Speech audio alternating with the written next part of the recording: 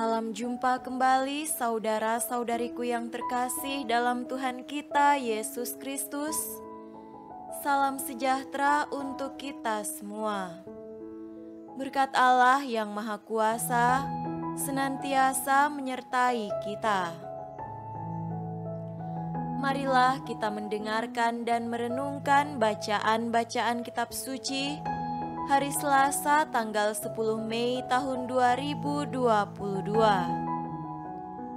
Bacaan pertama dari Kisah Para Rasul pasal 11 ayat 19 sampai 26.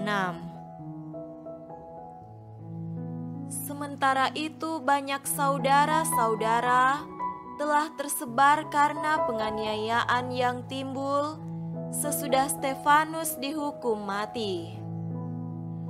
Mereka tersebar sampai ke Fenisia, Siprus dan Antiokhia, namun mereka memberitakan Injil kepada orang Yahudi saja. Akan tetapi, di antara mereka ada beberapa orang Siprus dan orang Kirene yang tiba di Antiokhia dan berkata-kata juga kepada orang-orang Yunani dan memberitakan Injil bahwa Yesus adalah Tuhan. Dan tangan Tuhan menyertai mereka, dan sejumlah besar orang menjadi percaya dan berbalik kepada Tuhan. Maka sampailah kabar tentang mereka itu kepada jemaat di Yerusalem, lalu jemaat itu mengutus Barnabas ke Antiokhia. Setelah Barnabas datang dan melihat kasih karunia Allah, bersukacitalah ia. Ia menasihati mereka supaya mereka semua tetap setia kepada Tuhan, karena Barnabas adalah orang baik, penuh dengan Roh Kudus dan iman.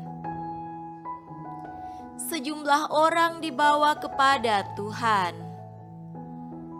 Lalu pergilah Barnabas ke Tarsus untuk mencari Saulus, dan setelah bertemu dengan dia, ia membawanya ke Antiokhia.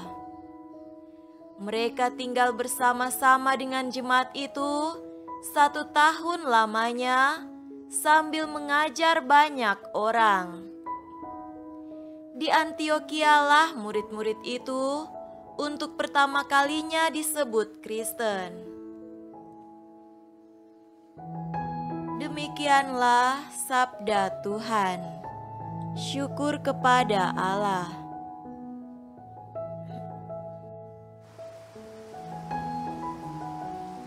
Semoga Tuhan beserta kita sekarang dan selama-lamanya.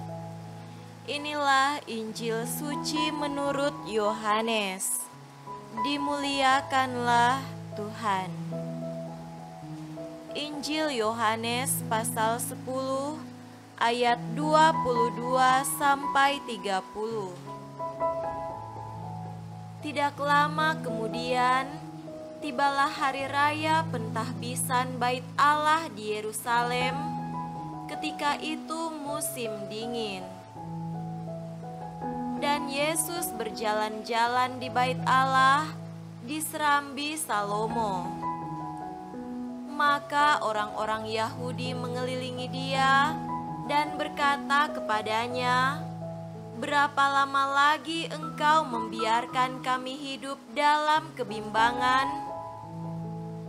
Jikalau engkau Mesias, katakanlah terus terang kepada kami." Yesus menjawab mereka, "Aku telah mengatakannya kepada kamu, tetapi kamu tidak percaya. Pekerjaan-pekerjaan yang kulakukan dalam nama Bapa-Ku, itulah yang memberikan kesaksian tentang Aku, tetapi kamu tidak percaya, karena kamu tidak termasuk domba-dombaku. Domba-dombaku mendengarkan suaraku, dan aku mengenal mereka, dan mereka mengikut Aku, dan Aku memberikan hidup yang kekal kepada mereka, dan mereka pasti tidak akan binasa sampai selama-lamanya, dan seorang pun tidak akan merebut mereka dari tanganku. Bapa-Ku yang memberikan mereka kepadaku lebih besar daripada siapapun, dan seorang pun tidak dapat merebut mereka dari tangan Bapa. Aku dan Bapa adalah satu. Demikianlah sabda Tuhan. Terpujilah Kristus.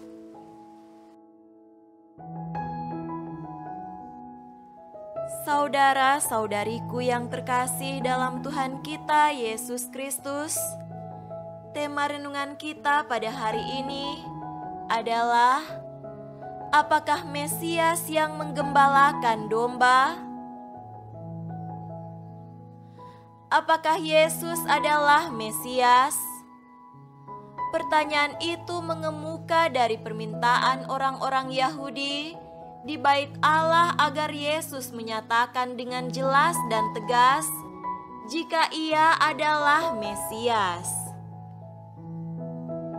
Bukannya mendapat jawaban jelas atas pertanyaan mereka, Yesus hanya menunjuk kepada karya-karyanya berdasarkan tugas perutusannya dari Bapanya dan faktanya ketidakpercayaan mereka. Jika dicermati, sebenarnya jawaban Yesus sangat terang benderang. Masalahnya ialah Mesias yang mereka harapkan tidak sesuai dengan yang ditampilkan dalam diri Yesus melalui ajaran dan karya-karyanya. Mereka mengharapkan dan menanti-nantikan Mesias untuk memimpin mereka membebaskan diri dari penjajahan Romawi. Jika Yesus memenuhi permintaan mereka untuk menandaskan bahwa Ia adalah Mesias, mereka dapat memulai pemberontakan melawan penjajah Romawi. Tetapi tentu saja, Yesus bukanlah Mesias seperti itu. Ia bukanlah seorang revolusioner yang bermaksud memimpin perjuangan mereka. Yesus memang melakukan revolusi, tetapi revolusi yang Yesus lakukan menyangkut seluruh aspek hidup manusia dalam relasi dengan Allah dan dengan sesama serta seluruh alam ciptaan. Revolusi atau perubahan yang dilakukan Yesus bercorak mendalam karena membaharui dari dalam hati manusia. Tujuannya juga bukan hanya untuk kebebasan dan kebahagiaan di dunia ini. Ia terbentang jauh, menyasar dan mengunggulkan baik hidup di dunia ini maupun kelanjutannya dalam hidup kekal di surga. Itulah kerajaan Allah yang diwartakan dan mulai diwujudkan Yesus sebagai Mesias. Saudara-saudariku terkasih, dalam melaksanakan tugas perutusan untuk mewartakan dan menghadirkan kerajaan Allah itu, Yesus menampilkan diri sebagai gembala yang menjaga, memelihara dan menuntun domba-dombanya.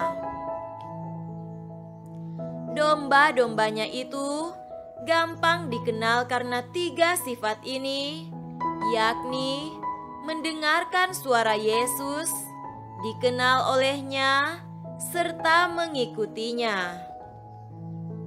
Inilah kawanan domba yang Yesus bimbing dan tuntun dengan penuh kasih sayang.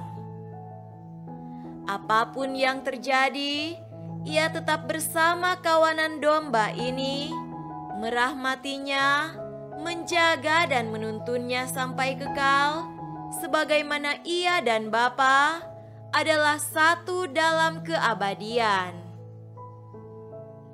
Semoga demikian. Amin.